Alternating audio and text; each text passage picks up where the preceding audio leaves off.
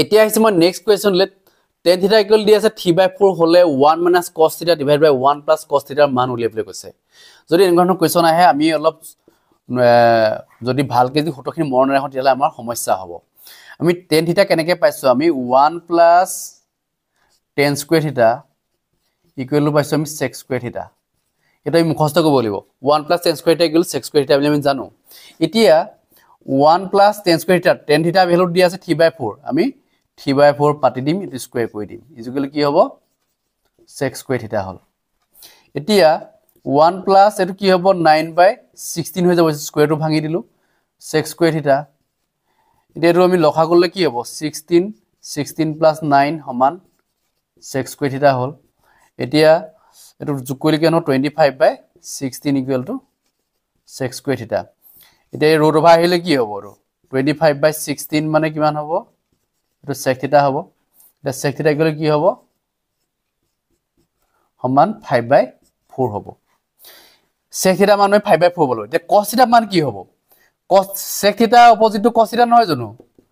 এটা cos থিটা মানে কি হ'ব 4/5 হৈ যাব উল্টাটো হৈ যাব ঠিক আছে এতিয়া আমি ইয়াৰ মান বহাই দিব লাগে 1 minus cos থিটা দিয়া আছে নহয় আৰু কি দিয়া আছে 1 plus cos থিটা এই মান বহাই দিও 1 minus cos থিটা মান কিমান দিয়া আছে 4/5 এটো বহাই দিলো 1 plus 4/5 এটা আমি কি কৰিম 5 টো লখাগু লম 5 minus 4 এফালে 5 plus 4 কাটি দিম আমি কি পাম 1/9 পাই যাম এটো হ'ব অপচন নাম্বাৰ এটো শুদ্ধ হ'ব এনে ধৰণে আমি উলিয়াব লাগিব মানে আমি চিন্তা কৰি পাব লাগিব যে কি কৰিলে ওলাব আমি যদি ইয়াক সলভ কৰিবলৈ যাও 1 minus cos থিটা cos থিটা মানটো যদি নাই tan থিটা মানহে দিয়া আছে 3/4 গতিকে আমি কি কৰিম হতলে নিব লাগিব মানে 1 plus tan square থিটা ইকুৱেল sec square থিটা আমি হতত মন ৰাখিব লাগিব তেতিয়াহে আমি কি কৰিম tan থিটা জায়গাত 3/4 বহাব পাৰিম নহলে ক'ত বহাম ইয়াতো বহাব নোৱাৰো কাৰণ cos থিটা আছে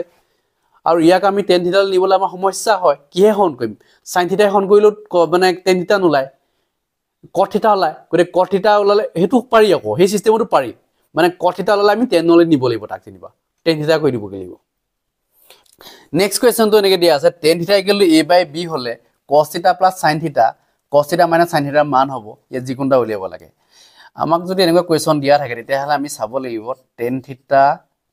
যেটো লিখা আছে আমি লিখিলো tan থিটা ইকুৱেল কি দিয়া আছে a/b বুলি দিয়া আছে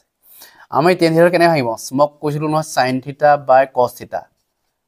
ইকুৱেল কি হ'ব a/b বুলি আমি লিখিব পাৰো ঠিক আছে এতিয়া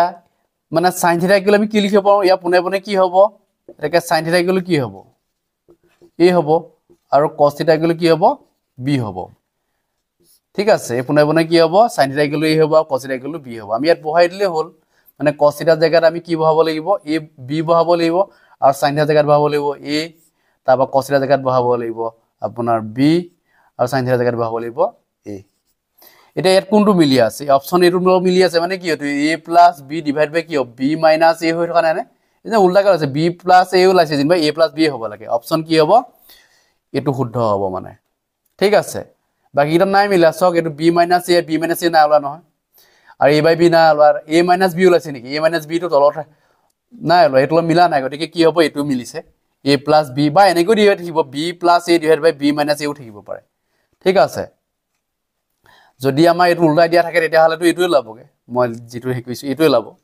এটা অপচন কি হ'ব এটো শুদ্ধ হ'ব কেনেকৈ উলিয়ালো আমি tan থিটা ভাঙি দিলো sin থিটা বাই cos থিটা sin থিটা কি হ'ব a হ'ব cos থিটা কি হ'ব b হ'ব হেকাৰণে আমি এনেকৈ লিখি দিলো আৰু মান বহাইলো হৈ গল এনেকৈ কোৱেশ্চন দিলে খুব সহজ হৈ লব পাৰি এতিয়া আহিছে মই নেক্সট কোৱেশ্চন তুলে এনেকৈ দিয়া আছে 5 tan থিটা 4 হলে 5 sin theta minus 3 cos theta divided by 5 sin theta plus 2 cos theta মান হ'ব যিকোনটা মান উলিয়াব লাগিব কোনটো হ'ব ঠিক নাই আমি কৰি চাম এনেকুৱা যদি কোৱেশ্চন দিয়ে যেহেতু ইয়াত tan theta আছে আমি sin cos লৈ দিব লাগিব গতিকে আমি লিখিলো 5 tan theta ইকুৱেল লিখিলো 4 এতিয়া tan theta টো আমি কি কৰিব লাগিব উলিয়াই লব লাগিব 4 বাই কি হ'ব 5 হৈ যাব tan theta মানে কি sin theta by cos theta is equal to 4 by 5 এটাকে আমি কি লিখিম sin theta ইকুৱেল কি লিখিম 4 লিখিম আৰু cos theta ইকুৱেল কি লিখিম 5 লিখিম এটা ইয়াত বহাই দিলে ওলাই যাব মই কি দিয়া আছে 5 sin theta দিয়া আছে minus 3 cos theta